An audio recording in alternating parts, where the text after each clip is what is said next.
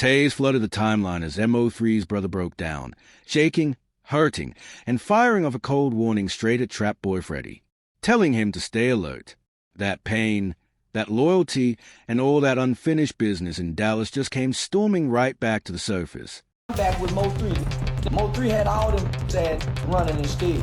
Rapped about it, yeah, nigga went and got my truck after I shot your truck up. Yeah, round. Or the pop a bottle, bitch. It bottle pop it down. And now the whole city feels it, because the streets are wide awake and paying attention. The streets of Dallas just woke up again because MO3's brother finally broke his silence, and what he said sent shockwaves through the whole city.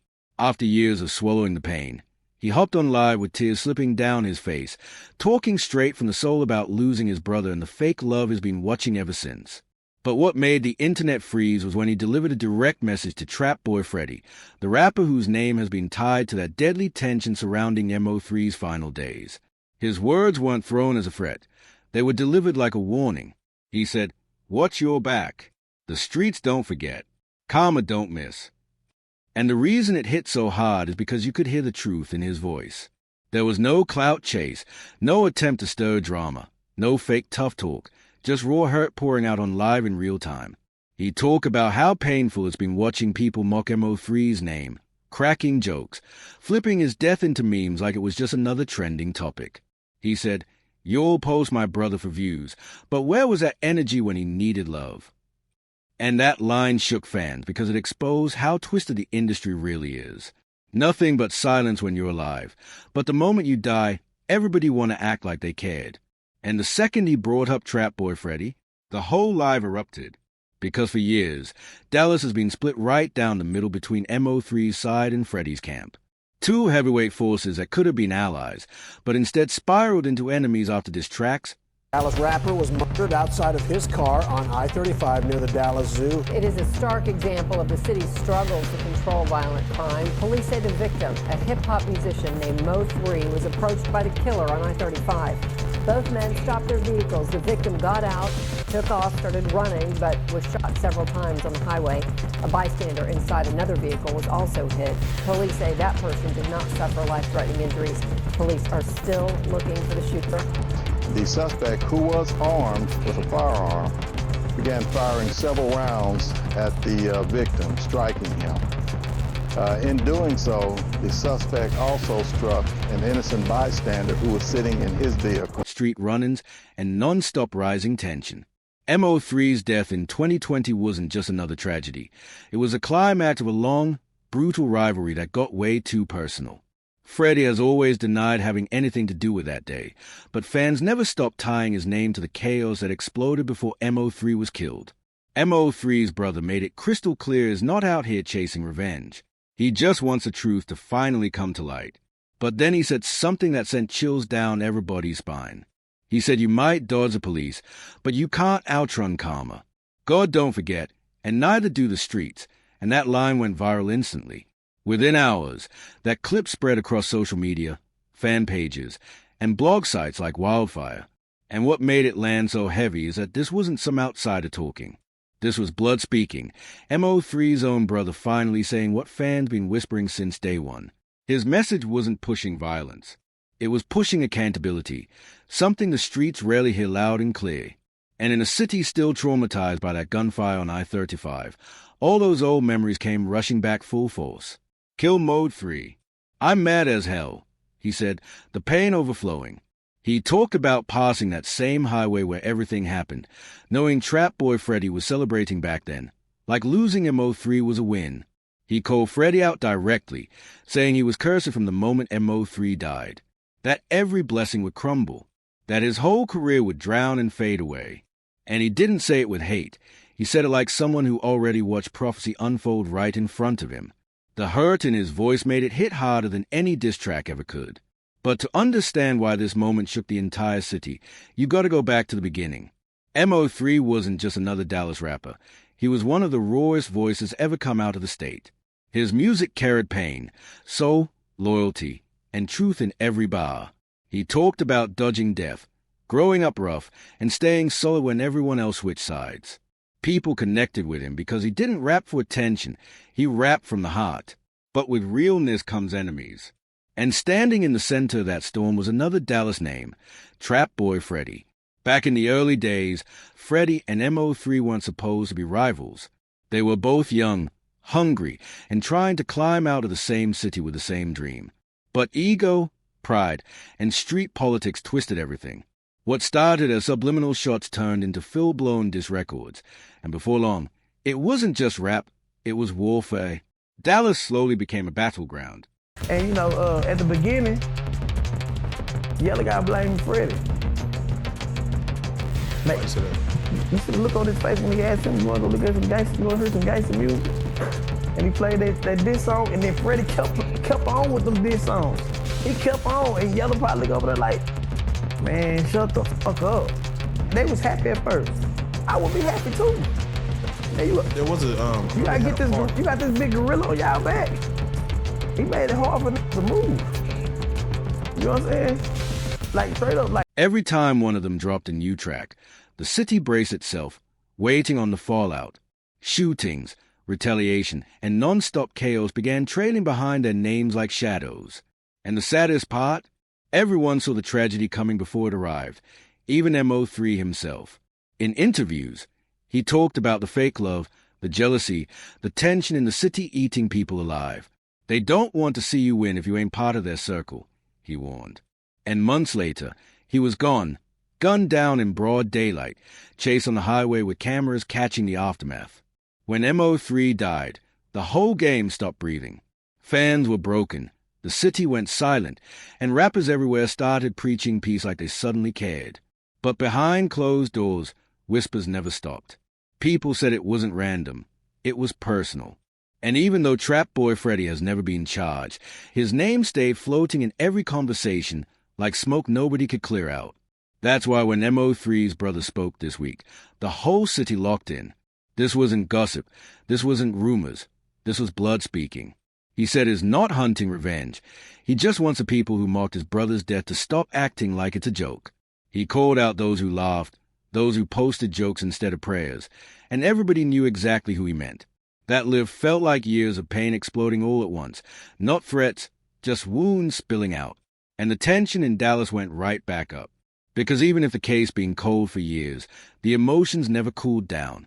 MO3's brother may have just ripped open a wound the city never knew how to heal in the first place. Then he went off, saying he never wanted to sit down with rappers, especially not from the same area. He said most rappers act dumb, think dumb, and move dumb, and he wasn't trying to be around none of that.